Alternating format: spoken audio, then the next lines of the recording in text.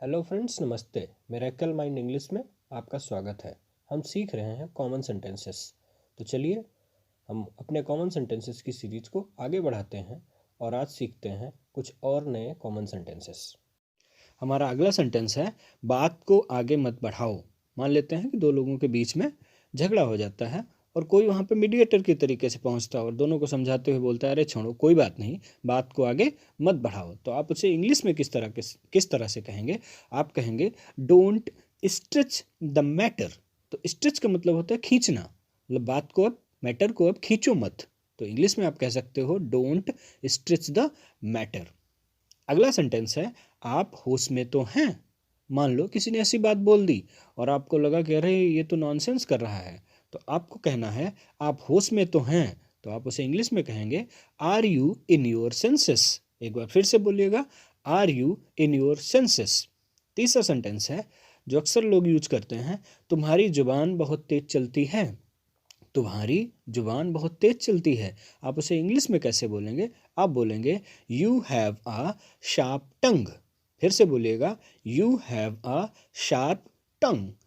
अगला सेंटेंस है, दोस्त हो तो तुम्हारे जैसा। हाँ, इस तरीके के सेंटेंस तो अक्सर यूज किए जाते हैं कि जैसे दोस्त हो तो तुम्हारे जैसा, पापा हो तो तुम्हारे जैसा, भाई हो तो तुम्हारे जैसा। तो अगर कोई किसी के जैसा आपको बोलना है तो आप कैसे बोलेंगे इंग्लिश में? आप कहेंगे one should be friend like you. One should be friend like you.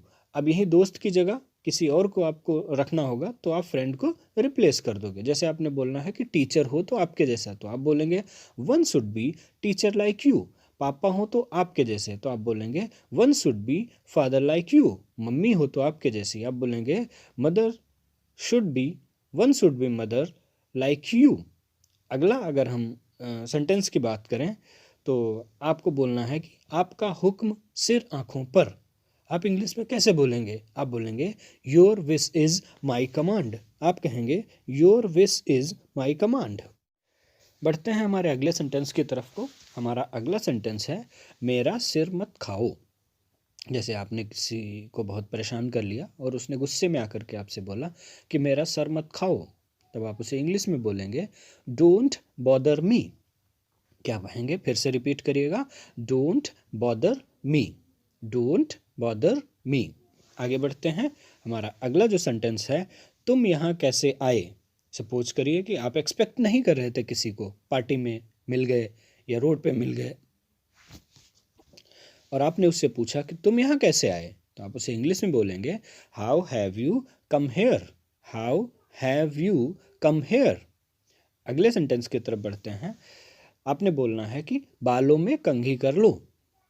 बालों में कंघी कर लो। तो आप उसको इंग्लिश में बोलेंगे comb your hair. Comb your hair. बालों में कंघी कर लो। अगले अगर हम लोग सेंटेंस की तरफ को बढ़ते हैं और हम किसी को बोलते हैं कि पापा को मेरी नमस्ते कहना। मान लीजिएगा कि आपसे किसी ने कहा कि जाओ भाई, घर जा रहे हो अच्छी बात है, लेकिन अपने पापा को मेरी नमस्ते कहना।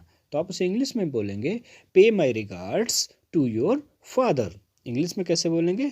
पे my regards to your father. अगला सेंटेंस है, जैसे आपको बोलना है कि मैं उसकी बातों में आ गया। आपको क्या बोलना है? मैं उसकी बातों में आ गया। तो आप उसे इंग्लिश में कैसे बोलेंगे? आप बोलेंगे I have trapped in his words. फिर से बोलिएगा, I have trapped in his words. Thank you.